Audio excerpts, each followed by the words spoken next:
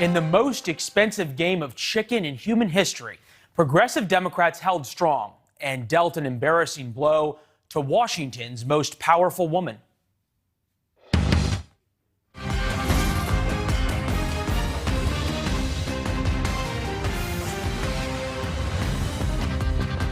I'm Leland Vittert. Good evening. Happy Friday.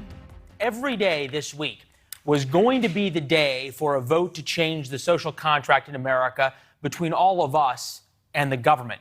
But once again tonight, House Speaker Nancy Pelosi admitted defeat, and the House will not vote on either of the big bills in front of it. Earlier today, Democratic leadership hoped President Biden's trip to the Capitol would whip the progressive wing of the party into line, and the president left empty-handed. We're going to get it done. It doesn't matter when. It doesn't matter whether it's in 6 minutes, 6 days, or 6 weeks. We're going to get it done. Why is it? Come on, man. Unite the party, 50-50. I got it. Now, President Biden referring to he has 50 votes in the Senate, and he needs every Democrat to vote along with him. There are two bills that we've talked about. There is the $3.5 trillion bill. This is the largest of the two bills. The one in the Senate that Joe Manchin and Kristen Sinema says is too big. $726 billion for pre-K and free community college. This is cradle to grave kind of social safety net. $332 billion free public housing, $107 billion immigration overhaul. That is right now in question.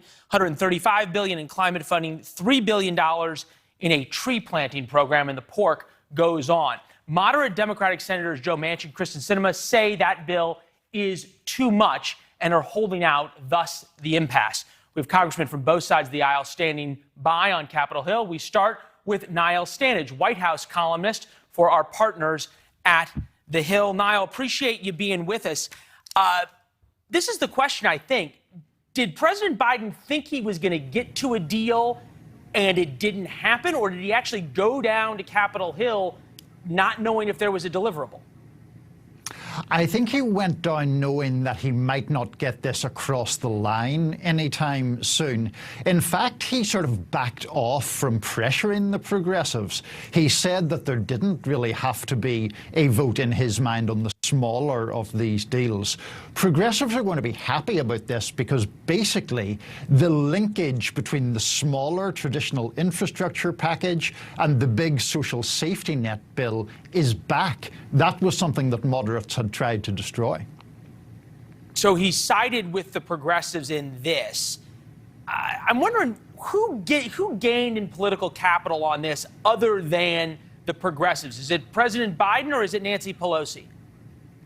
I think the progressives are the big winners. Yeah, I'm not sure that either Pelosi or Biden have gained a lot. Nancy Pelosi's own position between the so-called progressives and so-called moderates is an interesting one. I think she's a very inside-track political operator, but clearly she's pretty liberal herself. She won't be disappointed if the progressives ultimately win the day.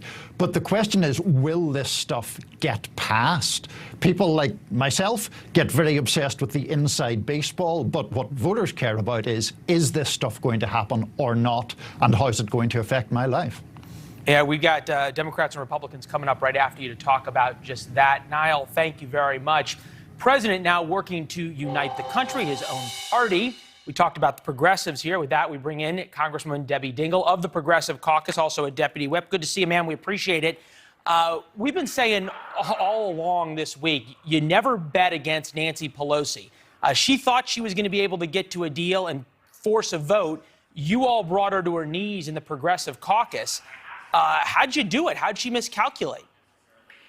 So, Leland, I'm not going to agree with you on any way that you have framed this. The fact of the matter is, I've been saying for a week, we all want to support President Biden, and failure is not an option. There is not a Democrat in the caucus that wants to see this fail. She has been trying to bring everybody together. We needed to know what the president wanted. He laid it out today. We need to have the infrastructure bill, but he already laid out that the Build Back Better was his vision. He laid out the straight politics, the 50 senators. We're going to have to work together. The number's not going to be 3.5. He didn't talk numbers. He said, tell me what the programs are that are the priorities to your constituents. We're going to talk. We're going to work this through. We're going to get both bills. That's what happened today. So nobody lost. Here's the question: shouldn't that have happened like a long time ago before we kept hearing there was going to be votes all this week on it? So I said it would be good to hear from the president. We heard from him today. I think we're going forward. I'm not interested. I know that we got to deliver for the American people. I've never said that I've always said it's always great when we come together. We need the bipartisan bill, but there are a lot of things that I care deeply about, like getting the lead out of every pipe in this country, with 50% of our children testing positive for lead in their blood. That's going to be in the Build Back Better bill. The electric vehicles, there's a number of really critical programs that have to be there. We're going to have to come together. He said to the caucus, I need both, work together. That's what we're going to do. Oh, okay, and sometimes it helps to have the big guy come in and tell everybody to sit down and work together. You just named all the important programs. What are the expendable ones? You know what? I'm not going to negotiate on television. Fair enough. That he's been very clear that talk about the programs that are your priorities. I got a lot of programs that are my priorities, like making sure if we're going to get to 50% electric vehicles by 2030, we've got the infrastructure there to support it. I want to see internet in rural areas and city areas led out of pipes. I also think home care is very important so that seniors who choose to stay in their own homes have that right. We're going to have to talk about all of these programs. We will. And you know what I liked about what the president said? Don't give me dollars. Tell me what the priorities are. And he wants to hear from every member who's got a right to say what matters to your constituents. That's what he wants to hear. We're going to have a lot of hard work. We've all rolled up our sleeves. We're going to work together. I know a lot of people want to pit us against each other. Our values are all the same, and failure is not an option. I appreciate that idea. Real quick, I only got about 30 seconds. You told CNN it might not be next week. Do you worry that as we came up to this crescendo, if now everybody lets the pressure off and says we're going to roll up our sleeves, that you guys are going to lose momentum? We have to get this done. We can't lose momentum. This was a deadline that got set, probably tied because the end of the budget year was here. That doesn't take away the momentum for having to get this done. This is, in my lifetime, a once-in-a-lifetime opportunity to make a difference in so many ways. Look, just in my district, I've had 8 floods since the end of June. Global climate's real. We got to build up our resiliency. We see there's a lot of work to do. And you know what? They're not Republican or Democratic issues. They're American issues. It's time for us to look at how do we solve these problems. There certainly are a number of American issues, especially when you talk about roads and bridges and the like. We got a Republican coming up right after you. Congresswoman, good to see you as always. Appreciate the time. Good to see you. Yeah, pleasure's all ours. On the other side of the aisle, Republicans appear to be walking in step. They're pushing back on the higher price tag, especially of the $3.5 trillion bill. Florida Congressman Michael Waltz, Republican, joining us now. Good to see you, sir. All right. This is sort of like deja vu, history rhyming but not repeating itself. Republicans were in the very same position 2017, 2018 with the Freedom Caucus, President Trump in the White House. What advice do you have for Democrats? Well, I think at this point, with a split House of Representatives and a split Senate, they've massively overreached, and that finally came clear today. You've had Speaker Pelosi telling moderates one thing, promised them a vote on infrastructure this week in order to gain their support to unlock this measure in the budget, and then promising the progressives that they would have this massive spending piece also going to the floor this week, and clearly that hasn't happened. That hasn't come home to roost. But Joe Manchin said it best, Leland. He said yesterday, we can't afford the Medicare, Medicaid, and Social Security we currently have. The Congressional Budget Office has it going insolvent and upside down as it exists today in the next 5 years, and they want to add almost double our entire federal budget in additional spending to it on top of the COVID spending, on top of our regular spending. So I think, Congressman, you and I have known each other. Very importantly, I think what you heard from the president today and what you just heard from Congresswoman Dingell is focus on the policy, because at the end of the day, they know if they can get these programs in place, even if they only fund them for a year or two, it's almost impossible to get rid of them, right? Reagan famously said, the fastest way to eternal life on earth is through a government program. So they're going to shave down the number and try to focus on these entitlement programs and this massive expansion. Yeah, we heard the congressman sort of talk about some of their priorities. You say you think it's going to all fall apart. Here's Jen Psaki talking about that. Take a listen. This is the case in this report, who argue that in the past, companies have passed on these costs to consumers. I'm not sure if that's the argument being made in this report. We feel that that's unfair and absurd, and the American people would not stand for that. The negotiations and the deal making always happens at the end. It doesn't matter how the process works or how many weeks there are. It always happens at the end. All right. Second time was a charm. It always happens at the end. She said, okay, so Democrats got through Obamacare in the same kind of way. There were all these false starts, but then it happened. Is there really anything Republicans can do other than come on television and complain? Yeah, but huge difference from when they got Obamacare through. Okay. They had 60 senators. They had a a filibuster-proof majority. And when LBJ and FDR pushed their massive entitlement expansion programs through, they had super majorities then. The difference is they're not taking an incremental approach to match the votes they have. They're going for a home run when they have a split Senate and 3 votes in the House, and that's the circle they can't square right now. Real quick, I got 30 seconds. The congressman talked about American problems, highways, bridges, airports. Certainly, we can all agree there's a lot of bridges. Certainly in Florida, you got great bridges, but back here in Illinois, they could use some work. Shouldn't there be some money for that? Well, actually, funny you say that. Florida maintains its bridges out of state funds, and we're on track to be shorted out of this federal fund that we're going to go to states like Illinois that don't maintain their infrastructure. But your point is, we do need infrastructure. We do need roads, bridges, ports, 5G, and all those pieces. And that's what the moderate Democrats are saying. And if we could just sit down and negotiate that, I think a lot of Republicans will be all for it. But when you hang $4 trillion, more than we spent in all of World War II around it, it sinks it, and that's what's happening.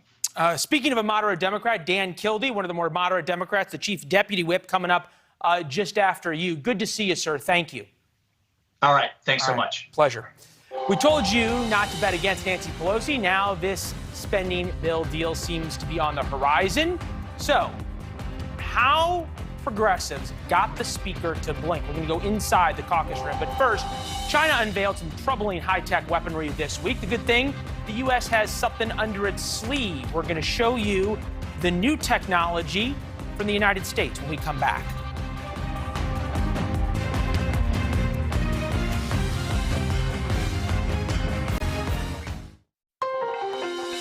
Yesterday, we told you about China's new military tech and their rather overt threats towards American power in the Pacific, not to mention their building of a first-strike nuclear capability. Today, we're going to show you some of the new U.S. toys. This, oddly shaped aircraft was seen being hauled into Lockheed Martin's Skunk Works facility in the Mojave Desert.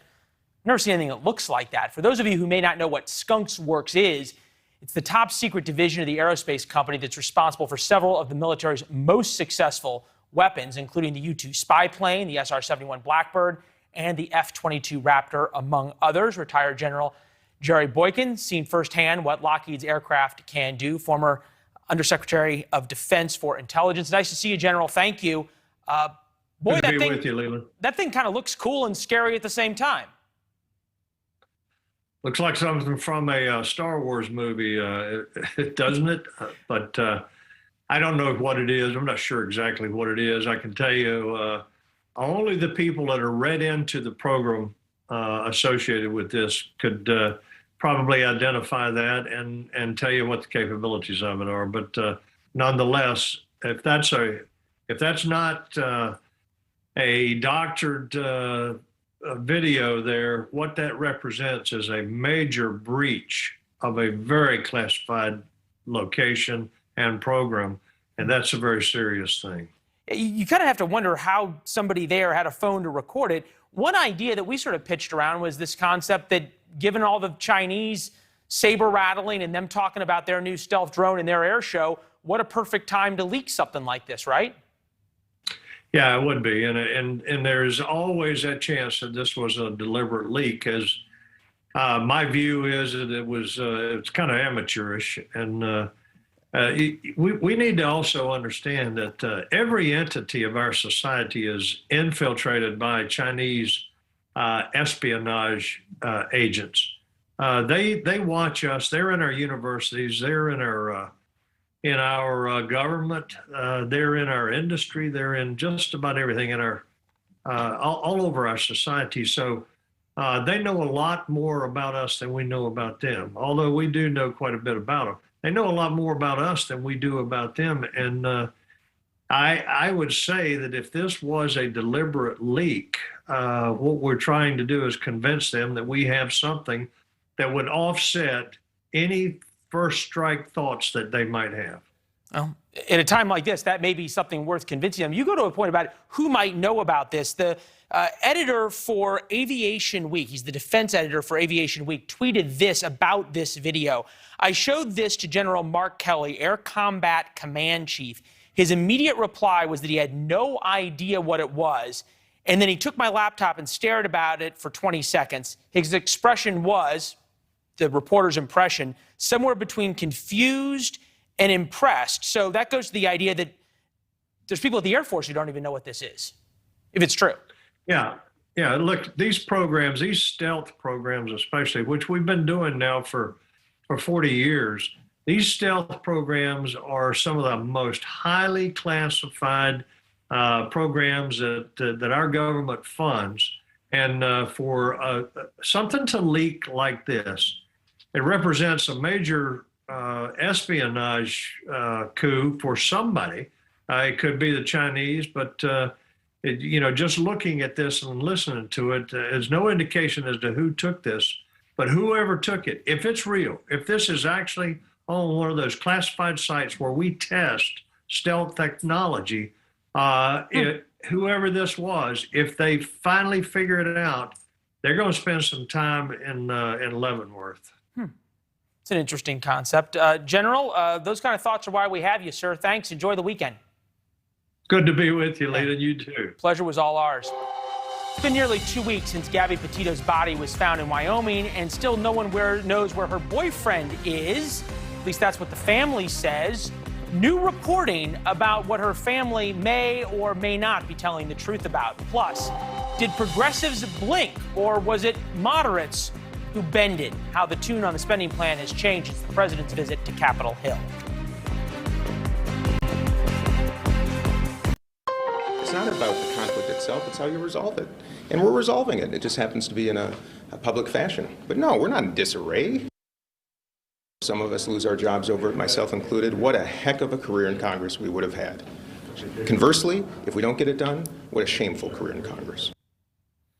Democratic Congressman Dean Phillips admitting everything is on the line now as lawmakers in his party feud over that massive spending plan that's putting the bipartisan infrastructure bill and President Biden's entire agenda in limbo. Republicans are sitting on the sidelines as the one-party rule plays it all out. Part of that ruling party, Michigan Congressman Dan Kildee, Chief Deputy Whip of the House Democratic Caucus, with us now as they are still in session on Capitol Hill. All right, Congressman, I'll put this in terms that both you and I can understand. Monday morning, this looked like a 12-inch putt.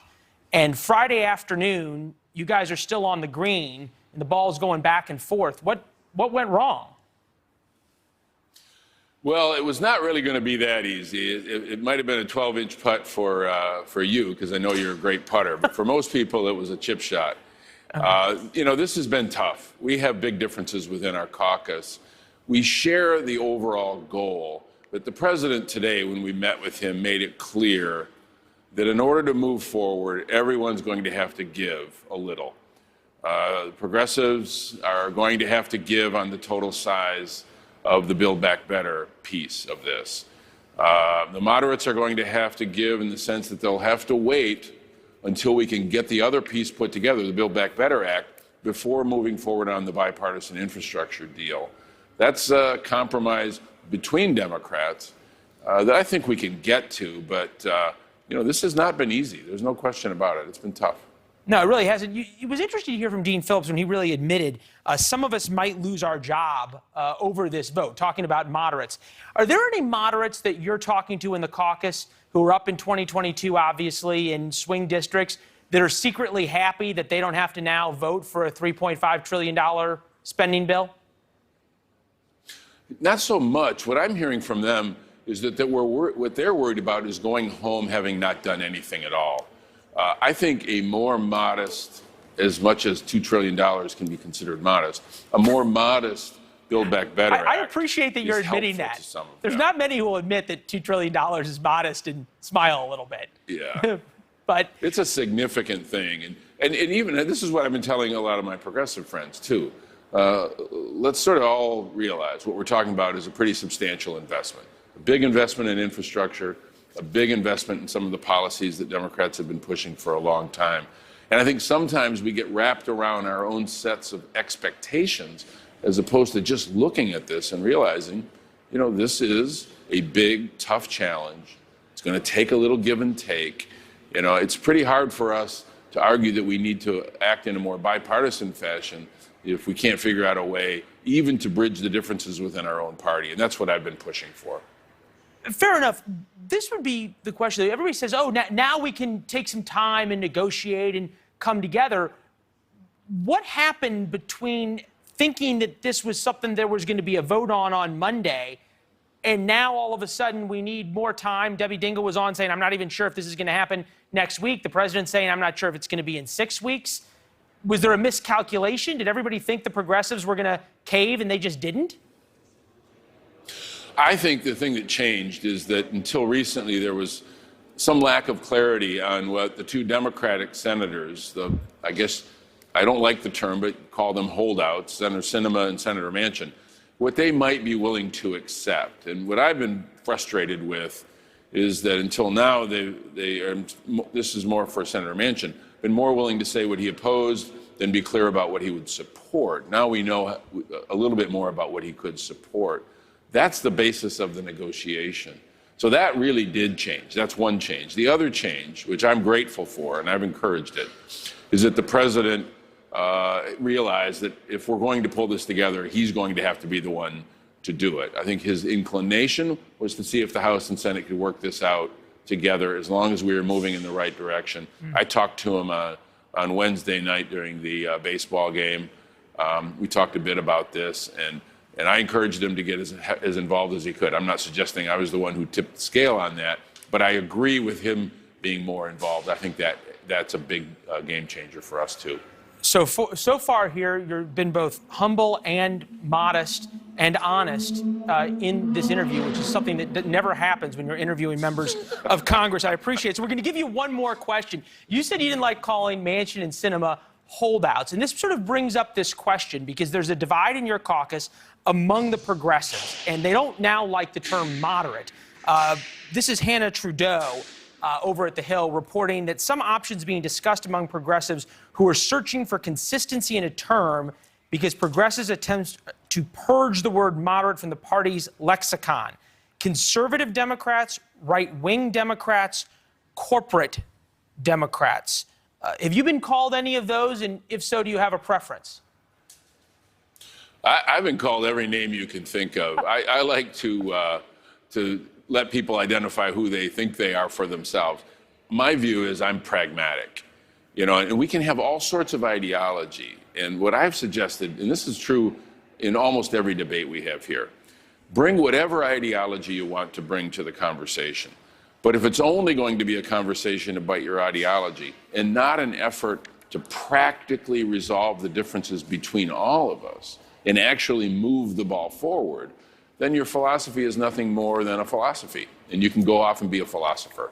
If you want to be a legislator, you got to figure out how to compromise. Congressman, it's always refreshing to have you on. Thanks for making the time. Enjoy the night as much as you can, and the weekend as well, sir. All right, Leland, thank you. All putts this weekend within 2 feet are good, all right? They're gimmies. There you go. All right, good to see you. With that, we bring in our progressive panel. Gentlemen, nice to see you. Chris Hahn, Jason Nichols, Professor, good to see you. This struck me, Chris, tweet by Jake Sherman, one of the best reporters up on the Hill. It's rare that you see a caucus stick together like progressives did. Quite impressive and effective. A lesson, pick and ask and don't waver. They didn't waver, but now they are admitting that $3.5 trillion, which they held out for, isn't what they're going to get. Is this a win or a loss? It's a win. They held their guns. They made the other side tell them what they wanted. Now they're going to meet somewhere in the middle. And I think that's how legislation works. What the congressman just said just a minute ago is absolutely right. I worked in the Senate for 6 years. Nobody ever gets what they want. Everybody walks away a little bit mad and a little bit happy. And I think that's the way it's supposed to be in Congress. And unfortunately, we only have one party that wants to negotiate, and they're only negotiating amongst themselves. It would be great if both parties negotiated this way all the time, like they used to when I worked there. Everybody you talk to always said it worked back in my day. I don't know why it doesn't work now. Professor, it wasn't even that long ago. Fair. Professor, you think about this. We heard from Congressman Kildee that President Biden has to be the one now to twist arms and move this forward. Does he have the kind of credibility with progressives that's needed to do that? Well, I think progressives will definitely listen to the president. They certainly want things like universal child care. They want child care. They want many of the humanistic elements of this bill. They want infrastructure. So I think people are willing to listen to the president. Does he have the same political capital that maybe he had 3 or 4 months ago, just broadly? Probably not. But I think that people want the good things that are in this bill, and they're going to listen to their leader. The leader is the president, and the president is somebody who has the mandate of the American people because he was someone who was willing to negotiate, willing to twist arms on both the left and the right, and we'll see how that works out for him. Chris, I don't know how much of the program you've listened to, but obviously everybody's talking about the same thing tonight, which is now the president's saying to progressives, what are your priorities? And all the members love to come on TV and talk about what their priorities are. Nobody will talk about what they're willing to give away. Out of that $3.5 trillion spending bill, what goes away? I don't know. And I think that's where the rubber's going to meet the road, right? I think that the Progressive Caucus has to say, here are our must-haves. And people like Joe Manchin and Kristen Sinema and Josh Gottheimer and others who have been kind of holding out, they need to say, here's what we want to cut. And then we've got to find a compromise. Quite frankly, we also got to start talking about this bill realistically. It's not $3.5 trillion this year. It's $350 billion per year. And quite frankly, the total defense budget, including things other than the Pentagon, is 3 times that. So I don't really understand why the Democrats always get screwed up on messaging, but they've got to start talking about what's in it and what it really costs and not let Republicans define what it is. You know what's funny is that when you get a panel of 2 members of the same party, whether it's Democrats or Republicans, they always say, I don't understand how we're the only party that screws up X. Everybody thinks that they screw up the same things. All right, Jason, where are the gives in this? Since we didn't get any specifics from Chris either. Yeah, I'm going to have to do the same thing Chris did and punt on that and say, I don't know where the gives are. We have you guys on, so you will say things that the members of Congress won't. Come on, give me something. We're not voting members. Okay, hold on. Hold on. How about the $3 billion tree planting? Would that be acceptable for progressives, you think, to lose? Well, I think that there are good things from tree planting, but I also think $3 billion is not going to move the needle. Yeah.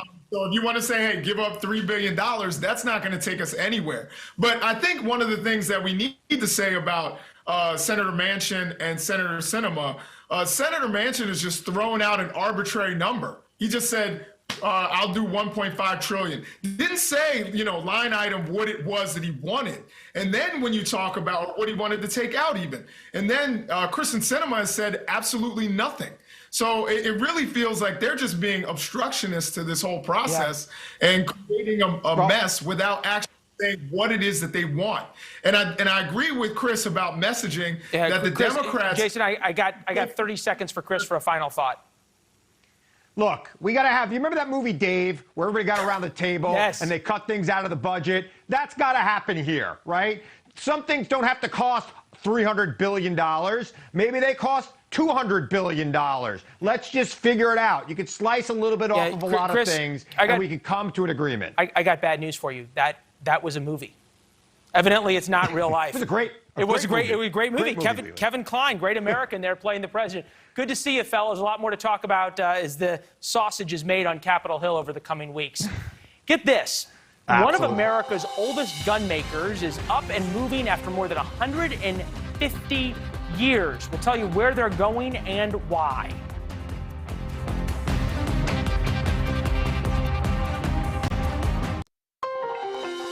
Massachusetts' new gun control laws are going to soon hit the state's tax coffers. Smith & Wesson is moving from Massachusetts to Tennessee after Massachusetts lawmakers proposed legislation that would stop them from making AR-style guns, which makes up most of the company's revenue and are legal in most of America. The move brings more than $100 million in investment and 700-plus jobs to Tennessee. Bob Ralph had a lot to do with the move. He's commissioner of the Tennessee Economic Community and Development Board. Bob, good to see you. Boy, this is quite a coup for you guys. More gun makers are going to come to Tennessee after this, you think? We hope so, Leland. We are open for business, as we say in Tennessee. And I share that with you because when it comes to recruiting great companies like Smith & Wesson, global brand, publicly traded companies, and when we're able to recruit an HQ, so these headquarters are very important here. We're talking 750 jobs, $125 million of capital invested in Tennessee. And the great news is these are high-end family wage jobs that Governor Lee asked us to go out and recruit every day at ECD. All right, so there's winners and losers in this. Firearm industry on Massachusetts overall, almost 8,000 jobs, almost $5 million in tax revenue. This is the Springfield mayor talking about Smith & Wesson leaving. This is devastating news to the 550 employees and their families who will be losing their jobs. My number one priority is to assist those employees. They're losers, you're winners, you think solely because of both Tennessee's gun laws and tax laws? I think our economic challenges across this country, we're finding more and more companies that are simply tired of being taxed to death. So what industry are you guys going to court next? Well, earlier this week, we were accorded Ford Motor Company to spend $5.6 billion and create 6,000 jobs on the western side of the state. So This has been a very good week for us, sir. Thank you. Well, Bob, you're a busy man. We appreciate you ending the week with us, and let us know how it goes with Ford, all right? Very good. Thank you, Leland, for having me on. Hey, thank you for making time. You bet. Cheers. All right. The first of its kind is what the Wall Street Journal News Alert headlined this. California to require COVID-19 vaccines for all eligible students statewide. The mandate, the first of its kind in the United States, to take effect after FDA grants full approval for vaccine for people aged 12 and older statewide. First of its kind in the United States. All right. With that, we bring in Kevin Pathrath, who challenged Governor Newsom, and Ethan Bierman, who is a radio talk show host in California. Gentlemen, appreciate you both being with us. Ethan, start with you. Why do you think the governor did this months before even potential FDA authorization for kids over 12, and when we don't even have data submitted to the FDA for kids that are younger than 12? Well, a couple of reasons. The primary one is that kids 16 and over are eligible now to get their vaccine, and this mandate will take effect January 1st for the 16 and up students. We have in LAUSD, for example, 1/3 of students roughly at this point who are eligible are still unvaccinated. So the bully pulpit of the governor is a useful tool to help get people vaccinated who are still hesitant or resistant or unable to for some reason, although at this point it's not unable to. And lastly, remember, when California passed stringent laws removing things like personal beliefs, the vaccination rate went up dramatically and has been very effective in the state of California. Yeah. Governor Newsom says he's just a white knight. Take a listen. You want to go after someone, go after me. Don't go after school board members. Don't go after these innocent folks that are just trying to do the right damn thing. I mean that. We're better than that. Our kids are watching. Kids are watching the adults, and they're mirroring our behaviors, not what we say, but what we do. We're better than this. All right, Kevin, you think this is about protecting kids or about politics of a vaccine mandate that may not take effect for months or even years if the FDA doesn't approve it? To me, this is all about politics. So look, in my opinion, the Wall Street Journal article is just sensationalized because here's the reality. Governor Newsom is the definition of big talk and little to no action because sure, we may have announced this mandate, but like you said, it's not really a mandate. It won't take effect until the FDA does their job. At that point, multiple other states are probably going to do the same thing. He included religious and other exemptions, medical exemptions. So it's not like it's very different from other vaccine mandates. You know why he did this? Let's be real. Governor Newsom did this because he's playing and planning his presidential run in 2028. He's being selfish, Gavin, as usual. This is all about politics. He didn't really announce anything, but again, you look at titles like with the Wall Street Journal, and it makes it seem like, oh my gosh, everybody's getting jabs in the arm right away as soon as possible. Let's be real. No 16-year-old is looking at Gavin Newsom going, oh, well, the governor said it. Okay, I better go listen. Maybe in the future, but not now. Yeah. Kevin, he wasn't going to do this before the recall, right? Come on, you have to admit the timing's at least suspicious. Oh, come on. Any little bit of risk he held for after the election, of course, because all he had to do was fearmonger Larry Elder. People are telling me that Larry Elder was a paid plant by Gavin Newsom just to be a foil for all of his anti-policies, right? To be that demonstration of a Trump Republican. Because if Gavin had to run on policy, he would have lost. Look at the state of California. Look at homelessness and housing. Look at crime and the crises we have. His policies suck and he's failing. All right, so Kevin, I'm going to give Ethan Gavin Newsom's white knight defender the last 15, 30 seconds. Go ahead. Well, as somebody who's spoken at the local school board a couple of times and had to deal with the crazed anti-vax, anti-mask crowd and the threats against school board members, Governor Newsom is right to take that heat off the local school officials and put it on him. He is spot on. Well, we'll see if we get any fundraising emails from Governor Newsom on his latest Wall Street Journal headlines. Kevin, you'll probably flag them for us first. Gentlemen, thank you very much. It's good to see you. Thanks, Leland. Thank you very much. All right, yeah. Brian Laundrie's family says they don't know where Brian is or where he went, but exclusive reporting by News Nation has found holes in the family's story. Those details ahead.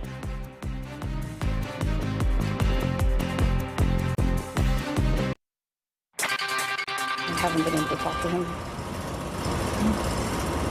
I wish I could talk to him. I've cooperated every way that I can. I wish I had information or I would give more. This is all I have is I gave to the police. That was Cassie Laundrie on ABC last month saying that she had not seen her brother Brian since his return from a Wyoming camping trip. He returned from that trip without his girlfriend, Gabby Petito.